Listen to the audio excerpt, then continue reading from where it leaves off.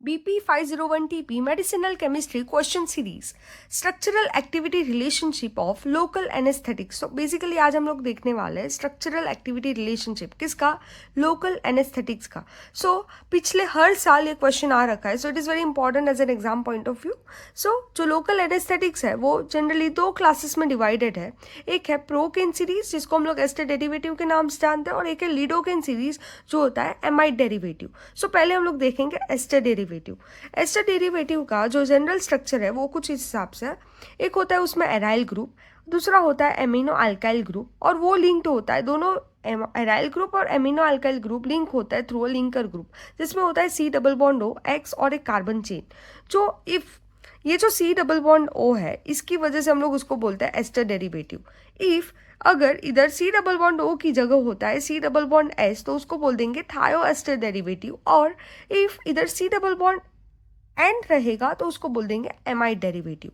Okay, सो aryl group जो होता है इधर वो जनरली लिपोफिलिक इन नेचर होता है और जो एमिनो अल्काइल ग्रुप होता है वो जनरली हाइड्रोफिलिक इन नेचर होता है. सो बेसिकली इन तीनों ही ग्रुप्स का थोड़ा ब्रीफ डिस्क्रिप्शन देख लेते हैं.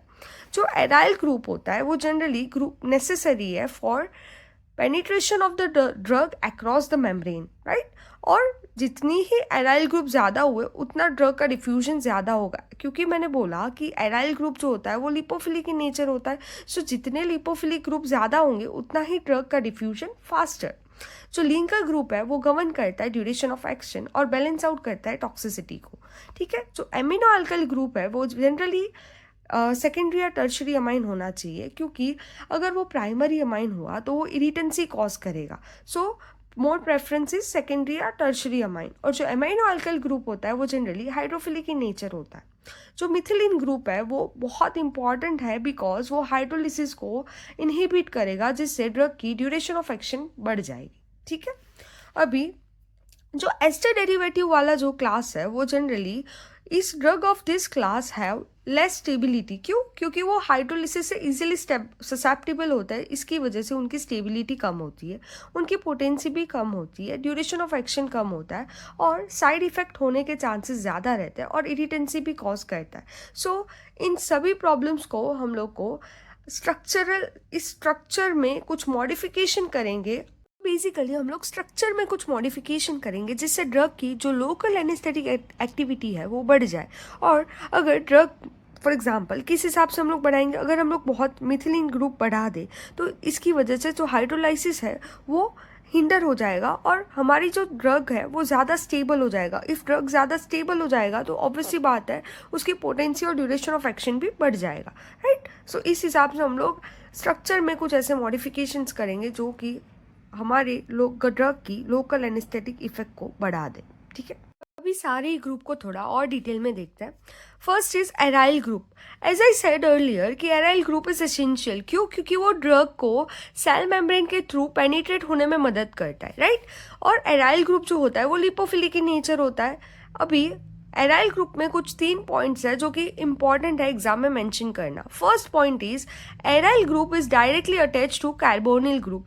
अभी एराइल ग्रुप जो होगा that is directly attach to carbonyl group. आगे स्ट्रक्चर देखा था उसमें जो एराइल ग्रुप था वो डायरेक्टली लिंक था कार्बोनिल ग्रुप से. अगर कॉन्जुगेशन हो जाए एरोमेटिक मोइटी और कार्बोनिल ग्रुप के बीच में तो वो एनहांस कर देगा लोकल एनेस्थेटिक एक्टिविटी को. ठीक है, so this was first point. Second point क्या है कि सब्सटीट्यूएंट. अगर हम लोग एरोमेटिक रिंग के ऊपर सब्सटीट्यूएंट ऐड करेंगे तो वो ऑब्वियसली सब्सटीट्यूएंट ऐड करने पे लिपोफिलिसिटी बढ़ेगी. पर अलग अलग सब्सटीट्यूएंट का रिंग पे क्या इफेक्ट है वो हम लोग डिटेल में देखते हैं. First is electron donating group. अगर हम लोग इलेक्ट्रॉन डोनेटिंग ग्रुप डालते हैं रिंग के ऊपर तो फिर वो जो भी कंपाउंड है उसकी स्टेबिलिटी बढ़ा देगा. ठीक है, electron donating group at para और ortho position increases the local anaesthetic activity. Example है alkoxy in प्रोपोक्सीकेन.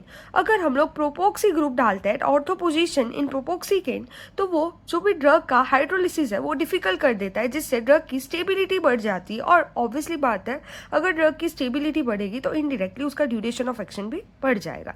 Second example is amino in procaine and third is alkyl amino in tetracaine. अभी हम लोग देखते हैं इलेक्ट्रॉन विड्रॉइंग ग्रुप का effect. अगर हम लोग इलेक्ट्रॉन विड्रॉइंग ग्रुप डाल देते हैं तो वो इलेक्ट्रॉन्स अपनी तरफ खींच लेगा. दैट मीन्स वो पूरे कंपाउंड की स्टेबिलिटी कम कर रहा है. तो उसका एग्जाम्पल है electron withdrawing group at ortho और para position, it decreases the local anaesthetic activity. अभी उसका एग्जाम्पल है chloro in chloroprocaine, it shortens the duration of action. Introduction of chloro group at ortho position in chloroprocaine, it makes ester bond easily susceptible to hydrolysis। So basically अगर आप electron withdrawing group डालते हो at ortho या para position, तो वो local anaesthetic activity कम कर देता है, क्योंकि वो ड्रग का हाइड्रोलाइसिस ईजी कर देता है। ठीक है, सो जिससे ड्रग्स लेस स्टेबल हो जाता है, कंपाउंड लेस स्टेबल हो जाता है। ठीक है, अभी ये 2 पॉइंट्स थे। अभी तीसरा पॉइंट क्या है, introduction of methylene group between aromatic moiety and carbonyl group. अभी ये जो एराइल ग्रुप है और कार्बोनिल ग्रुप है, इन दोनों के बीच में अगर मैं मिथिलीन ग्रुप ऐड करती हूँ तो क्या होगा, तो जो लोकल एनेस्थेटिक एक्टिविटी है कंपाउंड की वो पूरी लॉस हो जाएगी, कंपाउंड इनएक्टिव हो जाएगा। ठीक है, सो ये 3 पॉइंट्स थे एराइल ग्रुप के। Next is linker group. Linker group कुछ इस हिसाब से होता है सी डबल बॉन्डो एक्स और CH2N। जितने हमने कार्बन एटम बढ़ा दिए लिंकर ग्रुप में, तो उससे क्या होगा, ड्रग की लिपिड सोल्यूबिलिटी बढ़ेगी, प्रोटीन बाइंडिंग बढ़ेगा, ड्यूरेशन ऑफ एक्शन भी बढ़ेगा। इसी वजह से ड्रग की लोकल एनेस्थेटिक एक्टिविटी इंक्रीज हो जाएगी और ऑब्वियस ही बात है टॉक्सिसिटी भी बढ़ जाएगी। अभी हम लोग प्रोकेन सीरीज में अगर अल्फा कार्बन पे ब्रांचिंग करते हैं तो उसका ड्यूरेशन ऑफ एक्शन बढ़ता है। अभी हम लोग देखते हैं effect of hydrolysis and duration of action in ester group and amide. As I said earlier, जो एस्टर ग्रुप होता है that is easily susceptible to hydrolysis, उसी वजह से उनका ड्यूरेशन ऑफ एक्शन भी कम रहता है compare to amide group. Amide group में कंपैरेटिवली हाइड्रोलाइसिस कम होता है। ठीक है, अब ये इफ थायोएस्टर ग्रुप हुआ तो it may cause dermatitis. Third है amino alkyl group. Amino alkyl group is hydrophilic in nature, it is not essential for the local anaesthetic activity, but वो ड्रग का ट्रांसपोर्टेशन में मदद करता है अक्रॉस द सेल मेम्ब्रेन। अभी amino alkyl group tertiary amine हुआ तो वो it longers the duration of action and it has less irritancy. Secondary amine हुआ तो it longers the duration of action but वो ज़्यादा इरिटेंसी कॉज कर देगा। और प्राइमरी अमाइन हुआ तो it is not very active और वो इरिटेंसी भी कॉज करेगा। कुछ ऐसे भी ड्रग्स होते हैं जिनमें अमाइनो अल्काइल ग्रुप एब्सेंट होता है, स्टिल उनकी लोकल एनेस्थेटिक इफेक्ट अच्छी होती है but have poor water solubility. Presence of piperidine and pyrrolidine group as hydrophilic give rise to identical activity. Amide derivative में first is aryl group. Substitution of phenyl with methyl in second or sixth position, it increases the local anesthetic activity.